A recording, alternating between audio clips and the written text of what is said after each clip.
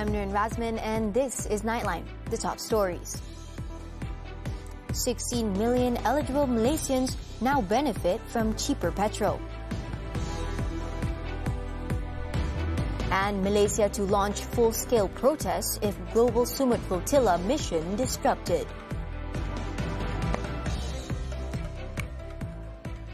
Good morning. We begin the bulletin with this story. The implementation of the BUDI MADANI RON95 initiative for 16 million eligible Malaysians went smoothly on Tuesday, with users calling the process easy and seamless. Checks in Kuala Lumpur showed the full BUDI 95 rollout went according to plan, with the government ready to make improvements if necessary. Many turned up early at petrol stations in the capital to try out the new system and enjoy the subsidy. Others took the opportunity to verify their MyCard to confirm eligibility for the subsidized petrol price of RM1.99 per litre. Untuk kita yang memang buat kerja kat luar, hari-hari keluar, memang banyaklah beza dia sebab banyak jimat kan sekarang. So bersyukur sangatlah. It is understood that some customers even came during the early hours of the morning to avoid congestion at peak times. Many said the system was easy to use. Even first-time users faced no issues thanks to video tutorials on social media. Petrol stations also had staff on standby to help customers complete transactions smoothly and quickly, whether at the pump or at the counter. Proses setakat ini saya rasa memang berjalan lancar. So saya rasa sangat mudah, dia tak rumit dan cepat. So saya rasa kerajaan dan Shell memang melaksanakan dengan baiklah. Despite early reminders from the government, some people still encountered problems due to faulty MyCard chips. For their part, oil companies are working closely with the government to ensure the program's success. Sekiranya ada pengalaman yang kurang baik seperti masalah technical problem, adalah kaedah-kaedah yang kami boleh membantu pelanggan mengatasi masalah itu. Tapi insya-Allah saya rasa risikonya agak rendah. Sebelum ni kita testing 27, 28, 29 dan alhamdulillah hari ini berjalan lancar. Tapi setiap yang berjalan lancar tu perlukan persediaan awal, termasuklah memberi latihan kepada kaki tangan barisan hadapan. The targeted petrol subsidy scheme is designed to keep fuel affordable for Malaysians while minimizing leakages, with savings from the program redirected to benefit the public through various projects and infrastructure development. In a related development, Home Minister Datuk Seri Saifuddin Nasution Ismail said his ministry is now reviewing several issues arising from the BUDI 95 initiative, particularly involving some police personnel and retirees. Kita juga ada sejumlah kecil je bilangan dia di kalangan anggota polis yang dia punya lesen memandu dia tu antara sistem JPJ dengan sistem MOF itu kena diharmonikan sikit. Saifuddin stressed that although it only involves a minority of police personnel, the matter must be resolved quickly to ensure that all eligible Malaysians can benefit from BUDI 95. Last Saturday, more than 300,000 military and police personnel became the first group to benefit from the targeted fuel subsidy scheme. The application process for additional subsidized fuel quota under BUDI 95 for e-hailing drivers will be finalized this week.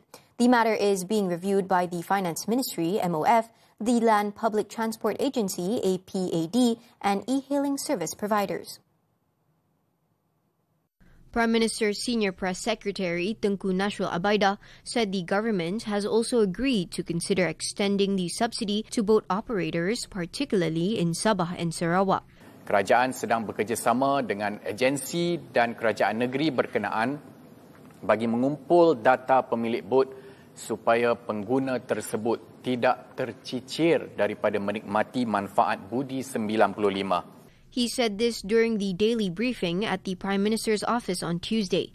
Based on the 300-litre cap, each individual can receive subsidies of up to RM183 per month. According to the MOF, the BUDI 95 initiative has recorded nearly 3 million users and fuel sales exceeding 91 million ringgit within just 4 days.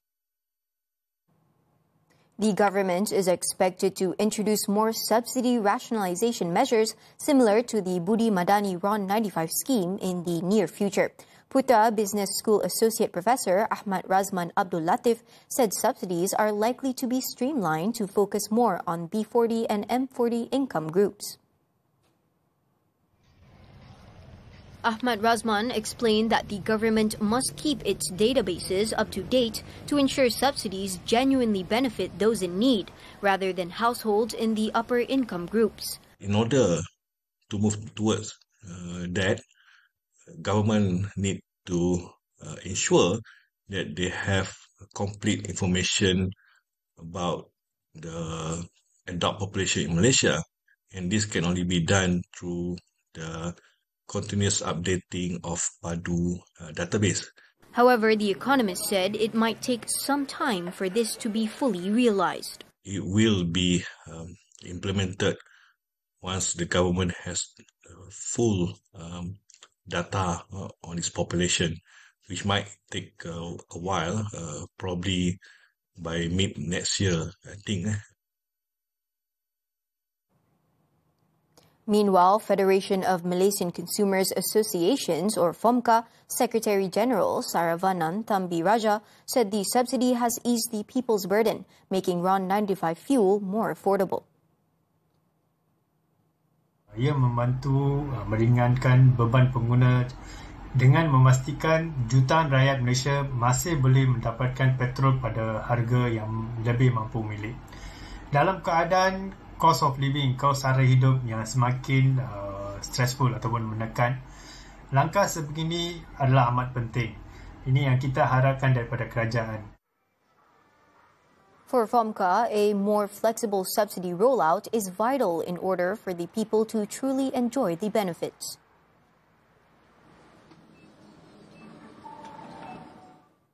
Moving on, the Global Summit Flotilla humanitarian mission is expected to enter a critical phase on Wednesday evening as the ship approached Red Zone 3, a high-risk maritime area near Gaza. According to Sumut Nusantara Command Center Director General Datuk Sani Arabi Abdul Alim Arabi, heightened monitoring will be maintained once the ships approach the Red Zone, as they may be intercepted by Israeli forces at any time. Kita akan kategorikan sebagai zon yang kritikal kerana pada bila-bila masa mereka boleh dipintas. Selalunya mereka akan dipintas pada waktu malam.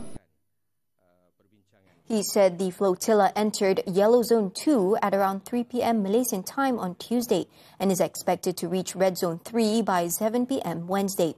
The convoy is currently about 227 nautical miles from the Gaza coast.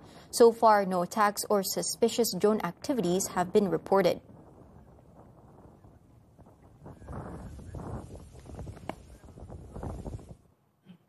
Meanwhile, Malaysia will initiate a strong and comprehensive protest and engage with partner nations if the Global Summit Flotilla mission in Gaza is disrupted. Prime Minister Datuk Seri Anwar Ibrahim said he would mobilize every effort to liaise with various countries, including those in Europe, the Arab world, and major global powers. Saya akan hubungi sedaya upaya saya semua rakan-rakan, termasuk negeri-negeri yang telah mengemukakan usul berbau ini. Selain daripada yang penting Itali, Spanyol dan Turki yang ke depan.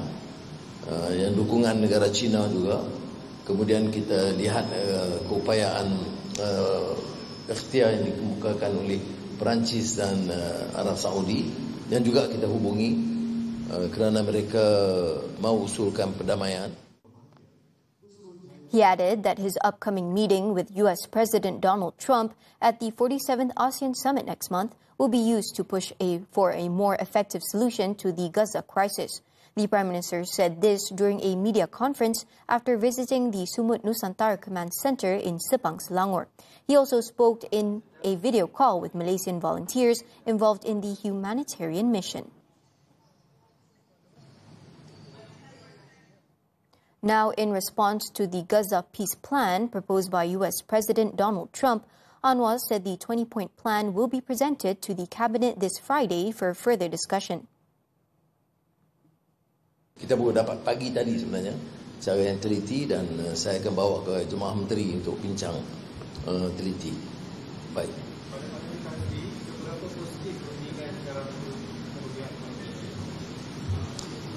Saya tidak fikir kerangka persetujuan itu akan memenuhi hasrat kita, terutama dalam mempertahankan prinsip keadilan bagi rakyat Palestin. Tetapi sebagai suatu permulaan, ia sangat bermakna, iaitu hentikan keganasan penjajahan ke atas bumi Palestin. Anwar said most Arab countries have agreed that the priority is to end the violence, ensure the independence of Palestine, including Gaza, and to expedite humanitarian aid. Earlier, Trump said he has secured Israeli Prime Minister Benjamin Netanyahu's backing on Monday for a U.S.-sponsored peace proposal to end the nearly 2-year war in Gaza. Speaking at a joint White House press conference following a meeting with Netanyahu, Trump said they were beyond very close to an elusive peace deal for the Palestinian enclave. Trump also thanked Netanyahu for supporting the plan and expressed hope it would end the long-standing violence. I also want to thank Prime Minister Netanyahu for agreeing to the plan and for trusting that if we work together, we can bring an end to the death and destruction that we've seen for so many years, decades, even centuries, and begin a new chapter of security, peace, and prosperity for the entire region. The president, however, warned the Palestinian group Hamas that if they rejected his offer, Israel would have the full support of the U.S. to take whatever action it considered necessary. It comes as the White House released a 20-point document that called for an immediate ceasefire, an exchange of hostages held by Hamas for Palestinian prisoners held by Israel, a staged Israeli withdrawal from Gaza, Hamas disarmament, and a transitional government led by an international body. Meanwhile, Netanyahu has said he did not agree to a Palestinian state during his talks with U.S. President Donald Trump at the White House on Monday. In a video posted on his Telegram channel, Netanyahu said the Zionist military will remain in most of Gaza after voicing support for Trump's newly unveiled peace plan for the Palestinian territory. He also said that Israel would recover all its hostages safely. His remarks come as the governments of Egypt and Qatar announced that they had briefed Hamas on the contents of Trump's 20-point plan to end the war in Gaza.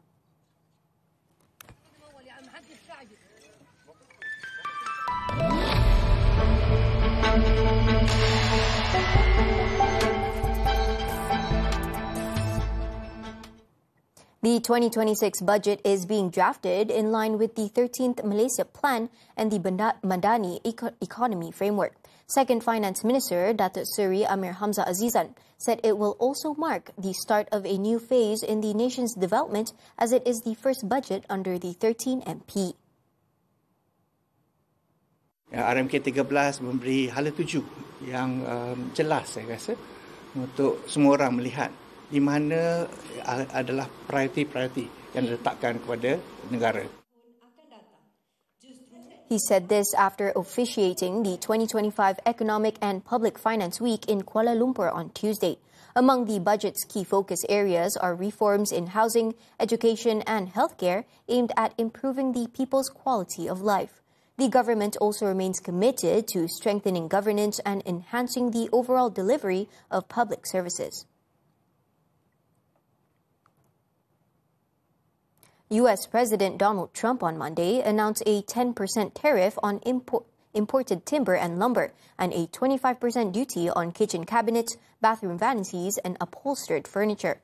Trump signed a presidential proclamation arguing that these imports threaten U.S. national security, using Section 232 of the Trade Act of 1974 to justify the move. The tariffs will take effect on October 14th, but rise sharply on January 1st, up to 30% for upholstered products and 50% for cabinets and vanities, unless exporting nations reach a deal with Washington. This marks the first of 3 sectors Trump plans to hit with steep new duties, with pharmaceuticals and heavy trucks expected to follow.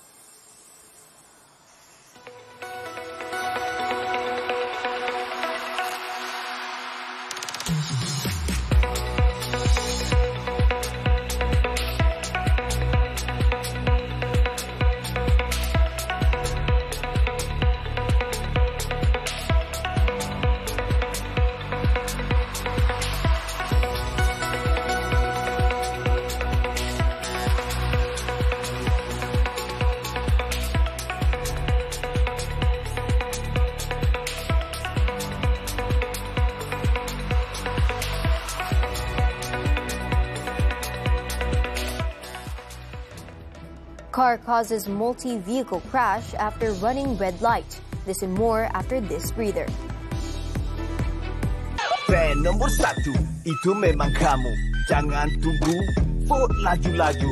Undi calon 23 hidup kita bagi kecoh. Nombor 1, bintang paling popular. You are the one, kita tentukan. ABTDH 37, satu keunggulan. Memang tiada lawan. Show undi straight sampai 9 November. Scan the QR.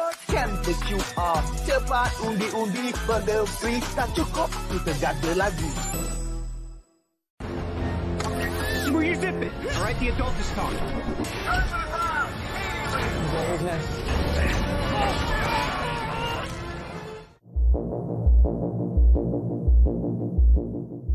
Bertindak memukul secara bertalu-talu menggunakan kayu yang digunakan untuk memecahkan cermin.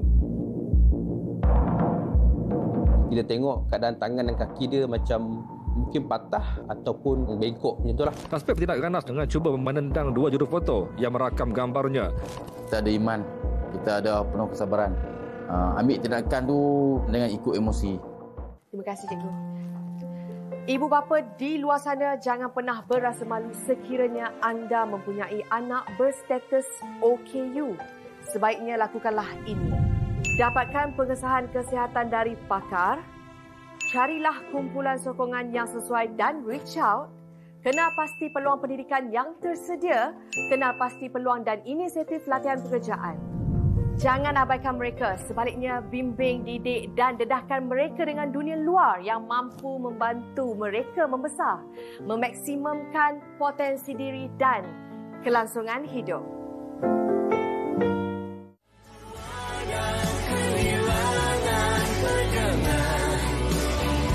Boy. Hai. Aku Sore, istri kamu dari masa depan. Nightline continues. The presence of U.S. President Donald Trump alongside other world leaders in Malaysia in October forms part of the diplomatic mandate entrusted to the country as ASEAN chair.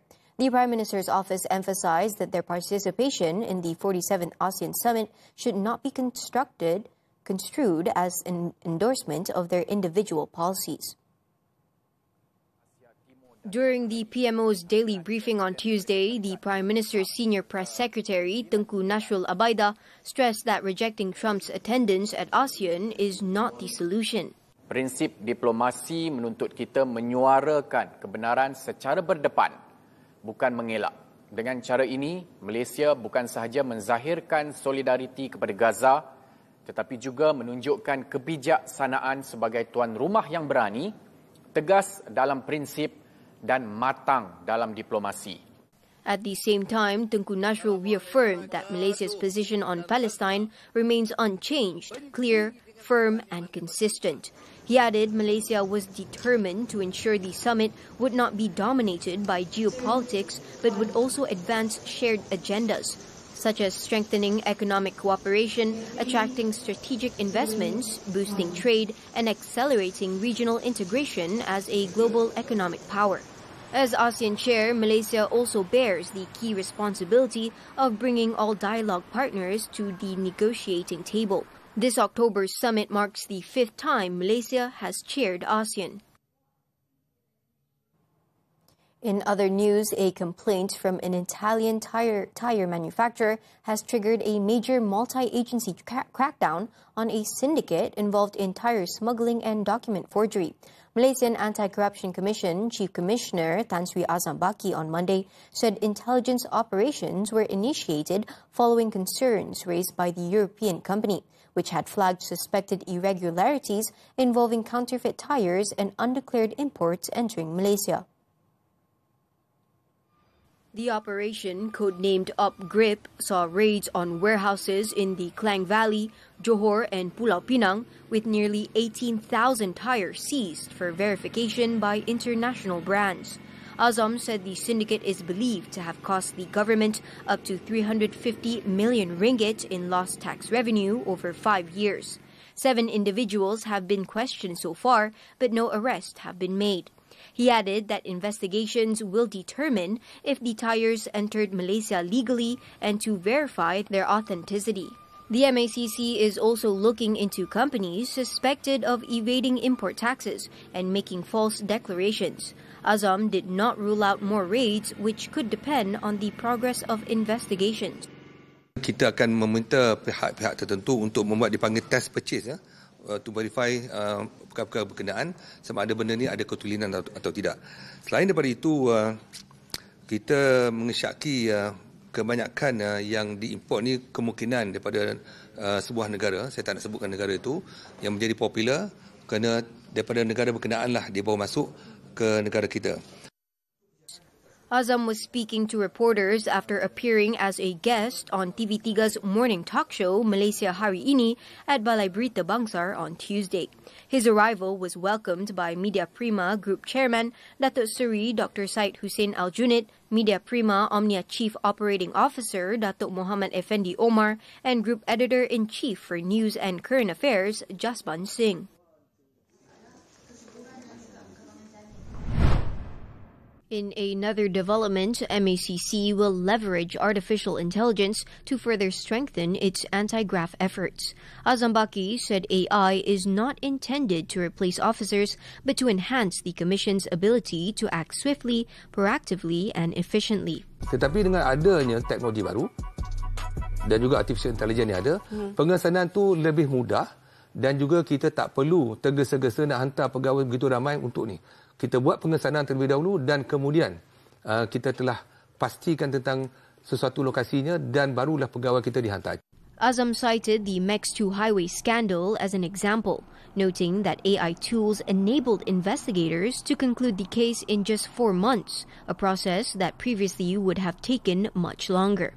The MACC has also sent several of its officers to attend various courses on AI, data management and cybersecurity in India, China and Vietnam to further enhance their expertise. Southeast Asian nations must boost efforts to elevate women from the grassroots to the highest levels of decision-making. Polity Executive Chair Nurul Izzah Anwar said empowering women in leadership is not just a national priority, but also a regional imperative, with the need for knowledge and expertise to transcend borders in order to strengthen ASEAN. Asia Tenggara haruslah bukan sahaja memastikan agenda Women, Peace and Security berakar di bawah, tapi kita cari jalan apakah faktor-faktor utama yang mampu kita garap daripada memulakan keamanan itu daripada rumah. Dan kita ada sesi yang membincangkan hal ini. She stressed that conflict prevention should be a key focus, as the impact of conflict extends far beyond nations, while also affecting women's livelihoods and disrupting children's education. Nurul Izzah said this at the Southeast Asian Women Leadership Conference at the Parliament Building on Tuesday.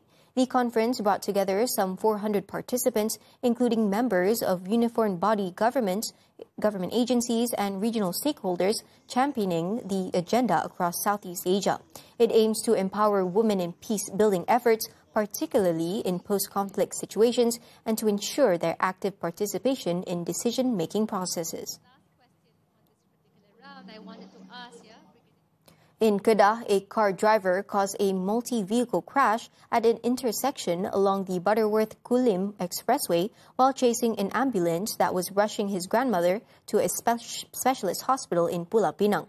The incident, which went viral on social media, occurred at about 4:30 p.m. on Monday. Kulim Police Chief Superintendent Zulkifli Azizan said the car following behind the private ambulance ran a red light and slammed into an MPV driven by a 36-year-old woman. The MPV then overturned and crashed into two other cars and a motorcycle waiting at the red light on the opposite side of the road. The impact caused the motorcycle's pillion rider to be thrown several feet into the air before landing on the road. The male student rider sustained a fractured right ankle while his pillion passengers suffered right leg and hand injuries. The MPV and car drivers were also hurt. The accident is being investigated under the Road Transport Act for careless and inconsiderate driving.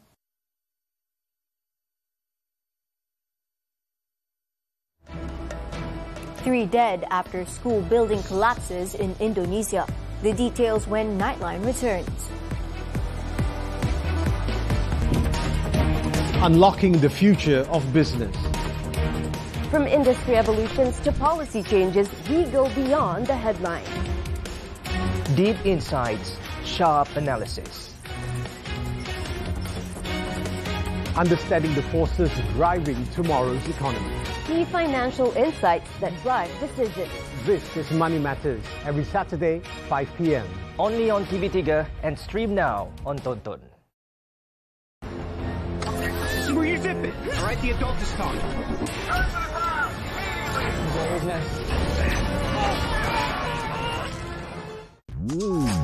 Selain bahasa Melayu dan bahasa Inggeris, Syed boleh kuasai bahasa apa lagi? Awak tu tanya orang, awak tu? Benarkah perkakas dapur seperti ketuha, kualitas teflon yang tercela boleh mengundang masalah kesihatan seperti kanser? Kini kita dilanda hujan lebat dan ribut, waspada dan bersiap siaga dengan fenomena La Nina. Bawa kereta dan motor tanpa tahu situasi tayar. Ini boleh mengundang bahaya. Sentiasa cakna penyelenggaraan tayar kenderaan anda. Kad kredit ni, lawan atau kawan? Isnin hingga Jumaat jam 10 pagi. Eksklusif di Tonton dan TV3.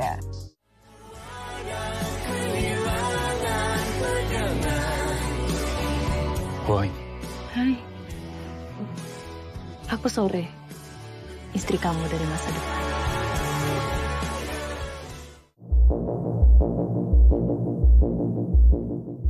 Bertindak memukul secara bertalu-talu menggunakan kayu yang digunakan untuk memecahkan cermin.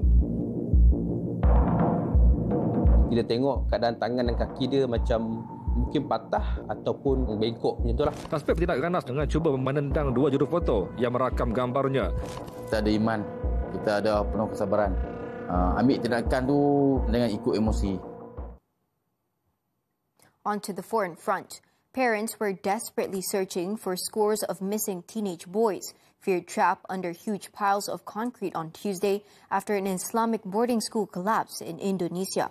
Authorities said 91 people were reported missing after the Al-Khuzini school building in Sidoarjo collapsed while pupils were holding late afternoon prayers in a mosque on the lower floor, beneath upper levels that were still under construction. By late evening on Tuesday, 3 bodies had been recovered, with the vast majority of presumed victims still trapped under huge slabs of concrete. 99 children and workers at the school survived. An excavator and a crane were deployed to help rescuers clear the rubble.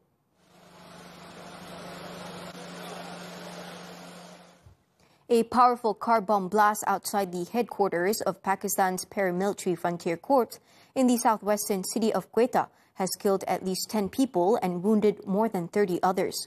The explosion, swiftly followed by heavy gunfire, tore through the vicinity of Zarkhun Road in Quetta on Tuesday.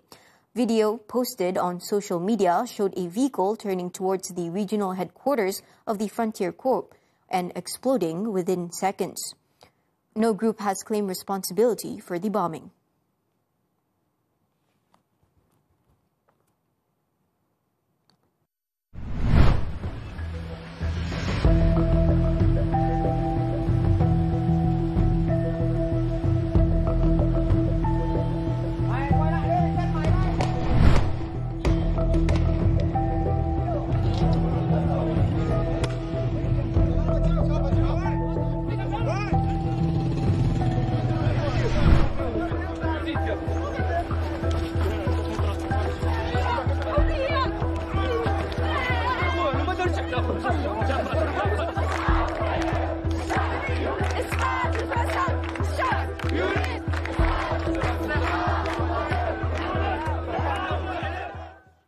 On to sports now, cycling. Matteo Malucelli has delivered on his promise not to settle for just one stage win at the 2025 Le Tour de Langkawi after claiming victory on stage 3 on Tuesday.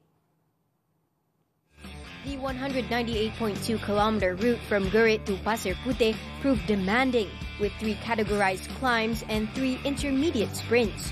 Uno X Mobility's Alexander Kristoff looked set for the win after a strong team lead-out, but was edged out by barely an inch at the line.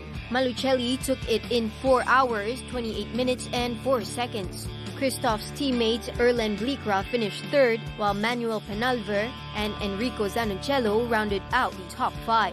With the win, Malucelli stays in the general classification lead, 16 seconds ahead of Blikra, with the Italian also topping the points classification on 42 points.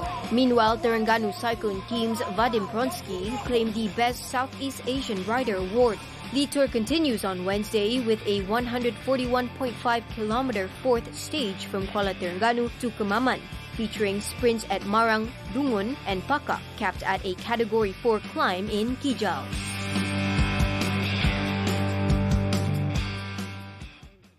Turning to aquatics and the 2025 Asian Championships. Malaysia's divers remain in China's shadow in the medal race at the ongoing meet in India, after Nur Ailisha Rania Muhammad Abrar Rush added a 6th medal with a bronze in the women's 10-meter platform on Tuesday.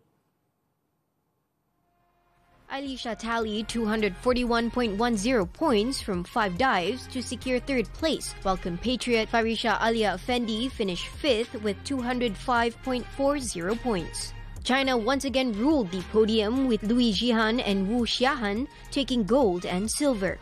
The bronze is Ailisha's 3rd medal of the championships, adding to her 2 silvers in the synchronized 10-meter platform and the 3-meter synchronized springboard. Malaysia's tally now stands at 5 silvers and 1 bronze, trailing China's 7 golds, 2 silvers and 1 bronze.